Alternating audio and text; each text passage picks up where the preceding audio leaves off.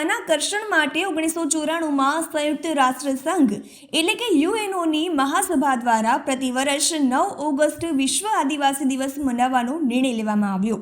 ત્યારથી દર વર્ષે હર્ષોલ્લાસથી 9 ઓગસ્ટના દિવસે વિશ્વ આદિવાસી દિવસની ઉજવણી કરવામાં આવે છે। ત્યારે આજ રોજ અંકલેશ્વર શહેરમાં પણ આદિવાસી સંગઠનો દ્વારા વિશ્વ આદિવાસી દિવસની ભવ્ય ઉજવણી કરવામાં આવી હતી, જેમાં એક ભવ્ય રેલીનું આયોજન કરવામાં આવ્યું હતું, જેમાં બહોળી સંખ્યામાં આદિવાસી સમાજના યુવાનો જોડાયા હતા। આ rally Ankleshwar railway station Baba Saheb આંબેડકરની પ્રતિમાથી શરૂ થઈને શહેરના મુખ્ય માર્ગો પર ફરી હતી। આ રેલીમાં અસંખ્ય આદિવાસી સમાજના આગેવાનો યુવાનો જોડાયા હતા અને ડીજેના તાલે ઝૂમી ઉઠ્યા હતા। દક્ષિણ ગુજરાતમાં મોટી સંખ્યામાં આદિવાસીઓ રહે છે।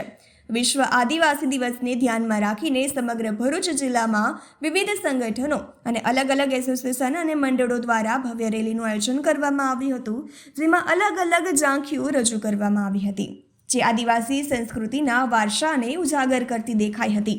રેલીમાં આદિવાસી સંસ્કૃતિની ઝલક જોવા મળી હતી। આદિવાસીઓ દ્વારા પોતાના વાજિંત્ર અને લોકનૃત્યથી સૌ કોઈનું આકર્ષણ ખેંચ્યું હતું। અંકલેશ્વર ભરૂચી નાકા ખાતે આવેલ બિરસા મુંડાની પ્રતિમા ખાતે રેલીનું સમાપન થયું હતું।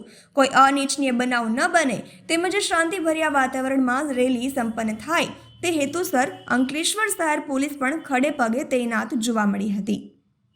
તહેલકા ન્યૂઝ સાથે રિપોર્ટર અબ્બી સૈયદ, અંકલેશ્વર। મારું નામ મુકેશ વસાવા, આદિવાસી અગ્રણી। યુનો દ્વારા ઘોષિત 9મી ઓગસ્ટ વિશ્વ આદિવાસી દિવસ નિમિત્તે અંકલેશ્વર અને હાસોટના સૌ લોકોને અમારા તરફથી અભિનંદન। અને અમે સ્ટેશનથી બિરસા મુંડા ચોક સુધી પગપાળા રેલીનું આયોજન કર્યું છે, તો સૌને જોડાવા માટે અમે ભવ્ય અપીલ કરીએ છીએ। જય આદિવાસી, જય જોહાર, જય જોહાર, જય આદિવાસી, જય જોહાર।